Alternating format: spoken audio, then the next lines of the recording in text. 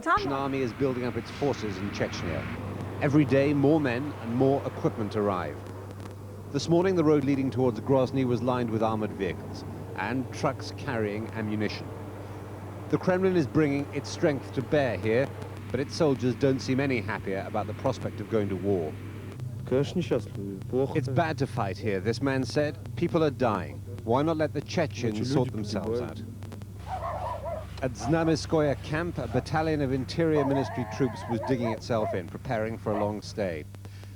On the moor next to the camp, the soldiers were getting extra training. They were even using gas masks.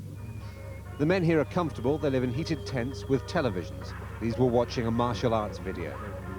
But outside, in the cold, they still don't want to fight. Nobody needs this war, he said. Nobody here wants any part of it. But whatever the men's reservations, they were disciplined and resigned to following orders. It's no secret that there have been some desertions, their commander said, but the men in my unit are fine. An officer showed off captured Chechen weapons. The Russians admit the Chechens took advantage of their mistakes early in the campaign. They say that isn't happening anymore. It's clear the Russian army still has a serious problem with the morale of its troops in Chechnya, but it's a strong force and it's getting stronger every day. The officers here say that if there's no political settlement, it's only a matter of time before the Russians take Grozny.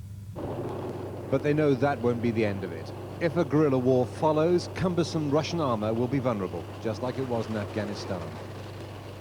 At this hospital in Chechen-controlled territory just outside Grozny, 4 Russian soldiers have suffered the same fate of many of the Afghan generation. They've been wounded and taken prisoner. The government told us we'd be fighting bandits, as paratroopers said, but we're fighting against the whole Chechen nation. The proof of that was in the next room. Mrs. Yuklayev and her family were wounded in a Russian attack the day before yesterday. 4 of her children are lying with her. The youngest is 6. The hospital can't do a great deal for their burns and shrapnel wounds. Jeremy Bowen, BBC News, Chechnya. In South Africa have taken advantage of laws passed by the country's new multiracial government and enrolled at formerly white schools.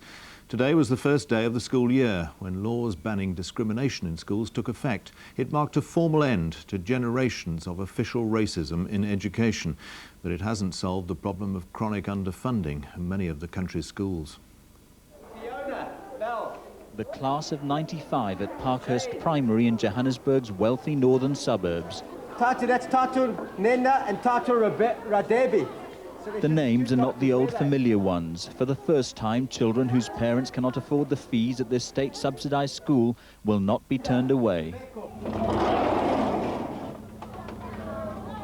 Children are being bussed in from Soweto, the black township where even now expenditure on each child is about 1/3 of the amount lavished on pupils at these old white-only schools. Free education makes me feel very, very, very, very, very, very good. It's going to help a lot of underprivileged children who are not able to come to these white schools, like the one I've got here. Housemaids watch their children settle into classrooms once reserved for their employers' offspring. Many of the wealthy parents, mostly white, may well end up paying more to accommodate the new intake. As a parent, white or black or green, we're all actually glad that all the mess and all the politics stay out of it, you know, and all the kids could actually get a chance. We feel that I, as a white parent, feel that we've been privileged for too long and that black children should have had a chance. So these are Mandela's children, proof that his government is living up to one of its electoral promises. But free entry into primary school is not the same thing as a good education. When children turned up for their first day in Soweto, it was to schools deprived by the systematic neglect of apartheid. This is where the vast majority of children will have to be educated. If everyone has to come to school, I'll tell you, we have to contend with a situation where there are no laboratories, where there are no lab, where in some classes there's no blackboard. No blackboard.